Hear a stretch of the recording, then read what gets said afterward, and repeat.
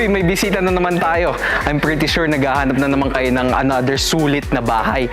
So, tamang-tama, tune in kayo dito sa ating Sulit Bahay Series.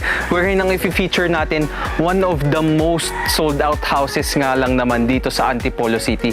Even sa mga projects niya before, laging sold out. So, bakit nga ba siya sobrang sulit for what you will pay, di ba?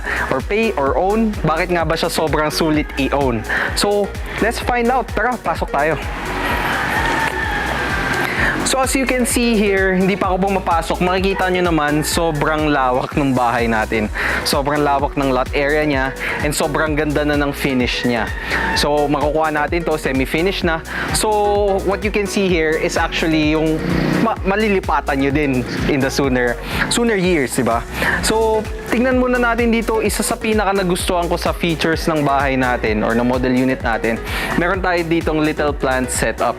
So para sa mga aspiring plantitas natin dyan, matutuwa kayo dito. At lalo na dito, papakita ko sa inyo, even here, may space pa kayo maglakad, di ba?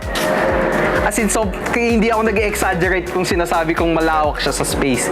Even here, kung may setup kayo dito sa likod, kayang-kaya nyo ma-reach yan. So, no plants left behind.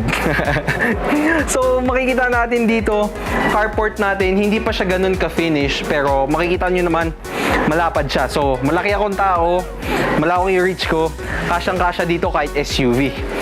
So, alam ko excited na kayo kung ano itsura ng loob, di ba? Kasi labas pa lang, grabe na eh. So, tignan muna natin yung loob ng bahay. Tara! So, pakita ko muna sa inyo anong loob ng ating model house unit. So, as you can see here, very modern design na even on the inside, di ba? As well as the outside. So, nagmamatch lang. So, ito yung living room setup natin. So, nagustuhan ko yung ginawa dito sa ating model house unit kasi makikita nyo na maximize yung design natin, di ba? Under the stairwell, pwede kayo maglagay ng mga TikTok finds nyo, ng mga organizers nyo dyan, or even books, di ba? So, very spacious pa din siya, although madaming nakalagay, makakatakbo-takbo pa din kids nyo, kung may kids na kayo, makakapag-spend kayo ng time dito sa family nyo. So, more on family bonding here, kasyang-kasya. So, pakita ko naman sa inyo, anong setup natin sa dining room area. So, as you can see, lakad ko pa lang, as in, malaki na yung mga hakbang ko. Makita nyo, sobrang spacious ng bahay natin. So, meron lang tayo ditong TV setup. Siyempre, pag kumakain kayo, gusto nyo nanonood kayo with the family. So, dito, round table lang yung nilagay natin, pero swak na swak to for family of 4 to 5, diba? As in, sobrang lawak pa ng space. Ginawa lang talaga tong 4-4. So, ang setup naman natin dito, kitchen setup. Uy, mga tita, tito, alam ko, favorite part nyo, yung ating kitchen setup. At hindi ako mapapaya sa inyo dito. Makita nyo dito, meron na tayo ditong counter. So, pwede natin itong gayahin, di ba? Bukod sa cooking area nyo, may counter pa kayo. Actually, yun yung pinaka nagustuhan ko sa design. And yung mga TikTok finds natin na pwede na mga sabit-sabit, mga ganyan, organizers. Ang kagandahan dito, hindi na to ginawang built-in cabinet kasi dito pa lang may built-in cabinet na. So, yan, makikita nyo, very spacious. Ito kahit for chopping. At sa sobrang laki ng space niya, dito, kasya na agad yung lutuan nyo, di ba? So, hindi nyo na kailangan mag-allot ng space here. Yan. So, pakita ko naman sa inyo paano kung, syempre, may mga tito-tita tayo dito na ayaw nagluluto sa loob minsan ng bahay pagka medyo maamoy. So, pakita ko sa inyo dito yung setup ng ating outdoor, pwede natin gawing outdoor kitchen or washroom area. So, talaga, hindi nagpapatalo dito yung setup. May plantita pa din tayo dito. Pwede pa din tayo mag-setup dito ng ating plants, diba? So, tara, pasok muna tayo ulit. Tingnan natin yung mga setup ng mga kwarto natin, right? So, bago tayo pumasok, bibida ko muna sa inyo yung ating bathroom setup. As you can see here, very modern niya yung design niya. Naka-tiles na siya. Actually, makukuha nyo siya na naka-tiles na siya. At hindi tayo tinipid sa material dito. Makikita nyo, sobrang spacious pa din even sa bathroom pa lang. Ayan. So, makikita nyo dyan yung mga TikTok finds natin, yung mga sabit-sabit, yung mga mirror natin, ganyan. All done naman na yan pag nakuha nyo yung unit natin. So, ngayon nakita nyo na yung bathroom natin. Akyat muna tayo sa ating bedrooms. So tara, akit tayo. So nagustuhan ko din dito, actually lagi kong kinokomentan, no, yung built ng hagdan nila kasi siyempre ako, may mga kasama din ako senior sa bahay. Ayoko ng mga sobrang steep na hagdan. Pero ito, saktong-sakto lang. So, very safe for your children din. And for mga seniors na kasama nyo if ever meron man. So, 3 bedroom tayo dito. Bigyan ko kayo ng overview. And 2 bathroom din. So, hindi tayo mag-aagawan sa bathroom. As you can see here, yung ating second bathroom, meron tayo dito, modern na yung finish natin. Even sa baba. So, same lang, may shower setup tayo. At syempre, hindi papahuli yung mga TikTok finds natin, di ba? Yung mga sabit-sabit na ganyan. Medyo uso yun ngayon sa mga modern setup natin eh. So, pasok muna tayo dito sa ating main bedroom, no? So, makita nyo dito, sobrang lawak ng space. As in, laki kong tao, nakakagalaw ako ng maayos. So, dito makita natin, pwede tayo maglagay dito ng TV setup or organizers, kumbaga. At sobrang lawak ng space niya, pwede kayo dito magkaroon ng office station or makeup station ni Mrs. Siyempre, hindi papauli si Mrs. Kagandahan pa dito, hindi tayo tinipid sa ilaw. Hindi tayo tinipid sa ilaw. So, meron pa rin tayo source ng natural light. Ganyan. And even set up dito. And papakita ko sa inyo dito, feature ng bahay natin dito sa main bedroom, meron tayo ditong veranda. So, pakita ko muna sa inyo to. Isa pa sa nagustuhan ko dito sa ating unit, dito sa ating main bedroom, meron tayo ditong veranda na napakalaki ng space. Actually, naisip ko nga, pwede natin to lagyan ng gym setup, mga outdoor setup. Dito, exercise lang kayo. Or pwede din kayo dito mag-chill nice ni Mrs. Isipin nyo, meron kayong duyan dyan, di ba? So, ang ganda lang. As in, kitang-kita nyo din lahat. May good view din kayo. So, sige, pasok muna tayo sa ibang mga kwarto natin. Actually, may napansin lang din ako, no? Bigyan ko lang kayo ng reference kung gaano kalawak yung main bedroom natin. So you can see, 5'8" akong tao, malaki akong tao. Kita nyo naman yung built-in cabinet and ang laki. So isipin nyo na lang yung space na meron tayo dito sa ating main bedroom. So punta muna tayo sa ibang bedroom natin, tara. Yan, so tingnan muna natin din yung ibang bedroom units natin. So itong second bedroom natin, actually naka-tailor siya for mga kids nyo, mga toddlers nyo, ganyan. As in, meron na silang sariling kwarto, di ba?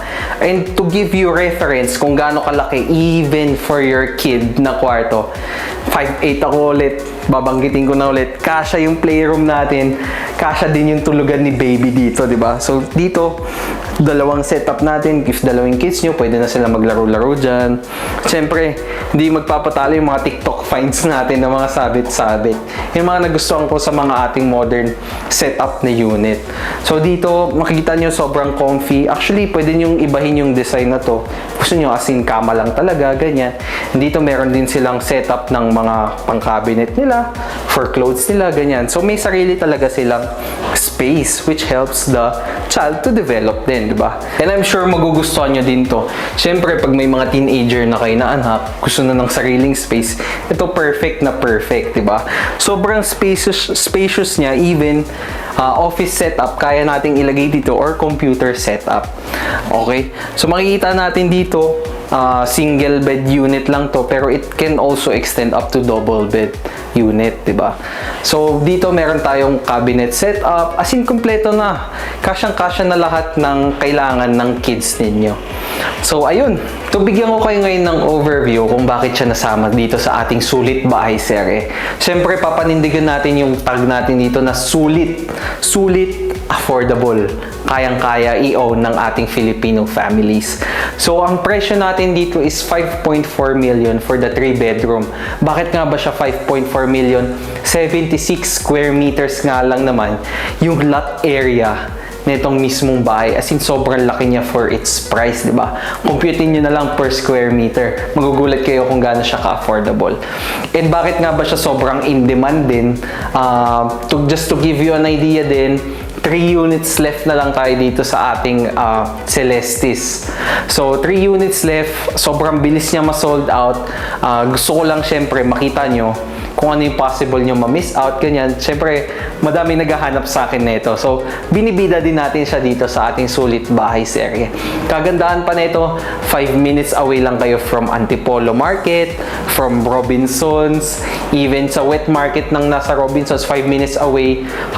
From Bayan, 5 minutes away.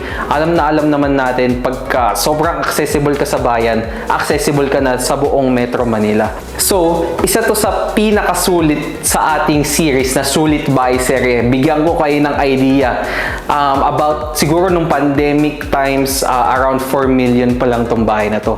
At bakit siya sobrang gandang investment para sa inyo, lalo na yung mga nagsa-start pa lang. 4 million to 5.4 million na agad just in 2023. Isipin niyo yung price na binabanggit ko before is 2020 pa lang. Just imagine if nagsettle na lahat, sobrang magsa-skyrocket. And even, alam natin, ang Antipolo, one of the fastest growing cities near Metro Manila. So, sobrang sulit niya sa price, kaya siya nakalagay dito sa ating Sulit Bahay Serye. And as you, of course, may mention ko din sa inyo, paano kung hindi nyo naman kailangan ng 3 bedroom? Meron din tayong 2 bedroom option, di ba? Wala lang tayong model unit for that, but ang price niya siguro nag-range ng around 4.8. Sobrang spacious pa din niya, as in 61 square meters pa din. So, malaki pa din siya. So, onti lang din yung difference nila kung kailangan nyo lang ng 2 bedroom. So, if you're interested in owning this affordable house, message lang kayo dito sa ating mga social media outlet natin. We'll put a link in the description if gusto nyo mag-fill out. Open naman tayo lagi for house viewing. And, of course, mag-schedule na kayo ng mas maaga kasi nabanggit ko nga, 3 units left na lang tayo dito. Sobrang bilis lang. I don't know, pag na-post ko tong video na to, siguro 2 units left na lang. So, give us a call, and yung mga super agents natin, mabilis naman sumagot yan. As in, superb naman sila. Wala namang reklamo yung mga naging clients natin dito. So, ayun. See you on the next Sulit Bahay Serye. Bye-bye!